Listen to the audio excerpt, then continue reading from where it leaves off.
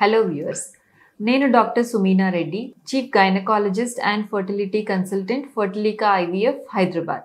ఇవాళ మనం ఈ వీడియోలో అసలు లాప్రోస్కోపీ అంటే ఏంటి, ఎవరికి చేస్తారు అనే దాని గురించి మాట్లాడుకుందాం.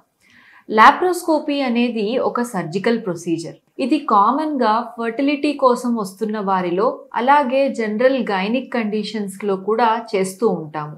లాప్రోస్కోపీ అనేది ఒక సర్జికల్ టెక్నిక్. అంటే ఏదైనా సర్జరీ చేయడానికి మనం ఇంతకు ముందర పెద్ద ఘాట్లు అంటే పెద్ద ఇన్సిషన్స్ ఇచ్చి దాని ద్వారా సర్జరీ చేసేవాళ్ళం. ఇప్పుడు వచ్చిన రీసెంట్ డెవలప్మెంట్ వలన మనం ఇట్లా పెద్ద సర్జికల్ ఇన్సిషన్స్ ఆర్ ఘాట్లు లేకుండా చిన్నపాటి ఇన్సిషన్స్ అంటే ఒక 0.5 సెంటీమీటర్ టు 1 సెంటీమీటర్ రంధ్రాలు లాంటివి అబ్డామెన్ మీద చేసి, పొట్ట మీద ఒక 0.5 సెంటీమీటర్ టు 1 సెంటీమీటర్ రంధ్రాలు చేసి దాని ద్వారానే కెమెరా లోపలికి పెట్టి లోపల అంతా చూస్తూ చేసే సర్జరీని లాప్రోస్కోపిక్ సర్జరీ అంటారు. ఈ లాప్రోస్కోపిక్ సర్జరీలో ఉండే మెయిన్ అడ్వాంటేజ్ ఏంటి అంటే మనకు పెద్ద ఇన్సిషన్స్ అంటే పొట్టను కొయ్యడం అంటూ ఉండదు.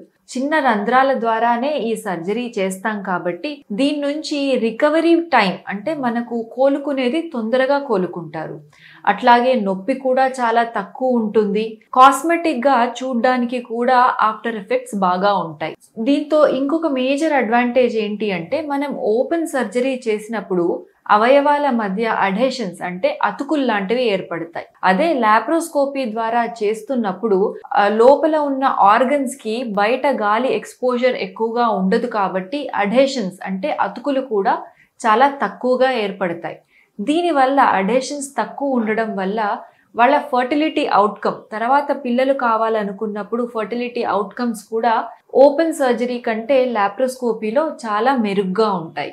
కాబట్టి లాప్రోస్కోపీకి ఓపెన్ సర్జరీతో కంపేర్ చేస్తే చాలా అడ్వాంటేజెస్ ఉన్నాయి. సో లాప్రోస్కోపీ ఎటువంటి కండిషన్లో చేస్తారు? నార్మల్గా లాప్రోస్కోపీ ఫర్టిలిటీ విషయానికి వస్తే ఒకవేళ సివియర్ పాలిసిస్టిక్ ఓవరీస్ మనకు నార్మల్ మెడిసిన్స్ ఆర్ ఇంజెక్షన్స్ ఇచ్చిన తర్వాత కూడా రెస్పాన్స్ సరిగ్గా రావట్లేదు అండ్ ఇప్పుడే ఐవీఎఫ్ వద్దు ఇంకా కొంచెం న్యాచురల్ ఆర్ ఐయుఐతో ట్రై చేద్దాం అనుకున్న వారిలో, అట్లాగే ఫైబ్రాయిడ్స్ అంటే గర్భసంచికి గడ్డలు ఆర్ కణుతులు ఉన్న వారిలో, అండ్ ఎండోమెట్రియోసిస్ అంటే గర్భసంచి చుట్టూరా లేదా ఓవరీలో రక్తపు గడ్డలు ఎండోమెట్రియాటిక్ సిస్ట్లు ఉన్న వారిలో, వీళ్ళందరిలో కూడా లాప్రోస్కోపీ చేస్తాము.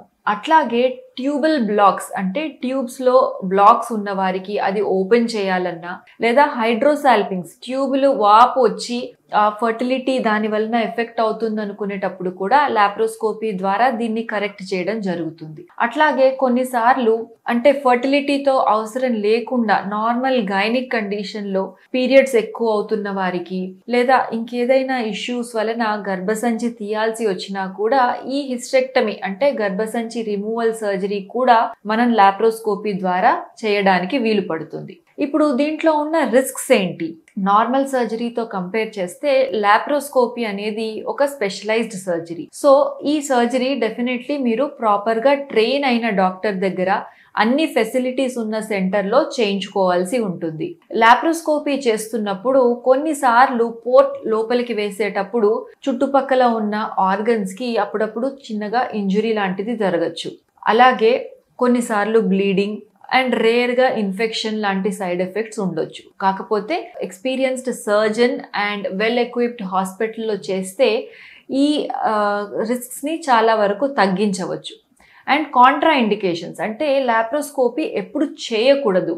ముఖ్యంగా ఒకవేళ లోపల ఉన్న గడ్డ ఆర్ కణతిలో క్యాన్సర్ వంటి గ్రోత్ ఉంది అని మనకు డౌట్ ఉన్నప్పుడు లాప్రోస్కోపీ కంటే ఓపెన్ సర్జరీ బెటర్. ఎందుకంటే లాప్రోస్కోపీ ద్వారా అప్పుడప్పుడు కడుపు లోపల ఇది స్పిల్ అయ్యే అవకాశం ఉంటుంది. స్పిల్ అంటే చుట్టుపక్కల కొంచెం పాకే అవకాశం ఉంటుంది. సిస్ట్ అంటే ఓవరీలో ఉన్న సిస్ట్ రప్చర్ అయినప్పుడు క్యాన్సర్ కొంచెం స్ప్రెడ్ అయ్యే అవకాశం ఉంటుంది. సో ఓవరీలో కనుక క్యాన్సర్ ఉంది అనుకునే డౌట్ ఉంటే స్పిల్ లేకుండా చేయవచ్చు, లేదంటే ఓపెన్ సర్జరీకి వెళ్ళడం బెటర్గా ఉంటుంది. సో ఈ వీడియోలో మనం లాప్రోస్కోపీ అంటే ఏంటి, ఎవరికి చేయాలి అనే దాని గురించి మాట్లాడుకున్నాము. మీకు ఒకవేళ లాప్రోస్కోపీ గైనిక్ లాప్రోస్కోపీకి అవసరం ఉన్నా లేదా సెకండ్ ఒపీనియన్ కావాలనుకున్నా తప్పకుండా మమ్మల్ని సంప్రదించండి. Thank you.